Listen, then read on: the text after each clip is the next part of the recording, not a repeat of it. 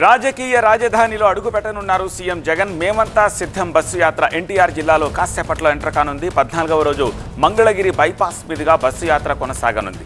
యాత్రలో భాగంగా చేనేత కార్మికులతోటి సీఎం జగన్ ముఖాముఖి నిర్వహించనున్నారు. ఆ తర్వాత కండ్రిక, రామవరప్పాడు, నిడమానూరు మీదుగా కేసరపల్లి బైపాస్కు జగన్ బస్సు యాత్రగా వెళ్తారు. అక్కడే రాత్రి బస చేయనున్నారు సీఎం జగన్.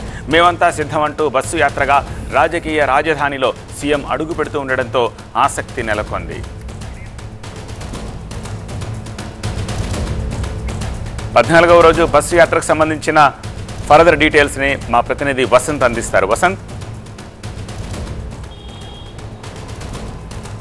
రాజకీయాలకు కేంద్ర బిందువుగా ఉన్నటువంటి విజయవాడ నగరంలోకి వైఎస్ జగన్మోహన్ రెడ్డి అత్యంత ప్రతిష్టాత్మకంగా చేపట్టినటువంటి 14వ రోజు బస్సు యాత్ర రాబోతోంది. ఆయన మరోసారి అధికారంలోకి రావడమే లక్ష్యంగా ఈ బస్సు యాత్రను చేపట్టారు. ఇప్పటికే కడప జిల్లా నుంచి ప్రారంభమైనటువంటి ఈ బస్సు యాత్ర ప్రస్తుతం విజయవాడకు చేరుకుంది. మరికొద్ది సేపట్లోనే ఆయన విజయవాడలో అడుగుపెట్టబోతున్నారు.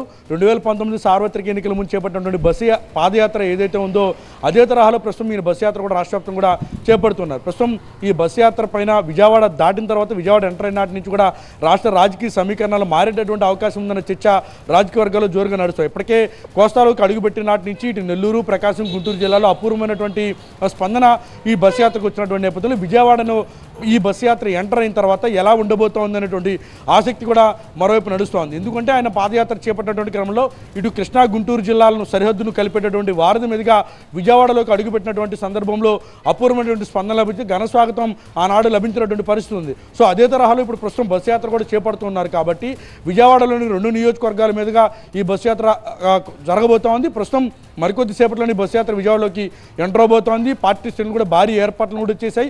ఈరోజు విజయవాడలో ఉన్నటువంటి ఇటు తూర్పు అలాగే సెంట్రల్ నియోజకవర్గాలకు సంబంధించి మీదుగా ఈ యొక్క బస్సు యాత్ర కొనసాగబోతోంది. ఇక్కడి నుంచి నేరుగా గన్నవరం నియోజకవర్గంలోకి ఎంటర్ అవుతుంది. రాత్రికి గన్నవరం నియోజకవర్గం పరిధిలోని కేసరపల్లిలోనే ఆయన బస్సు అయిపోతున్నారు. సో మిగతా జిల్లాలకి సంబంధించి కంపేర్ చేసి చూసినటువంటి సందర్భంలో ఈరోజు విజయవాడకి ఎంటర్ అయినటువంటి సందర్భంలో చూస్తే కనుక రాజకీయాలకు కేంద్ర బిందువుగా విజయవాడ ఉంది. విజయవాడలో ఆయన బస్సు యాత్ర ఎంటర్ అయిన తర్వాత ప్రధానంగా రూపురేఖలు మారుతాయనేటువంటి ఒక చర్చ కూడా రాజకీయ వర్గాల్లో పెద్ద ఎత్తున నడుస్తోంది. సో ప్రస్తుతం విజయవాడలోకి అయితే బస్సు యాత్ర ఎంటర్ అవబోతోంది.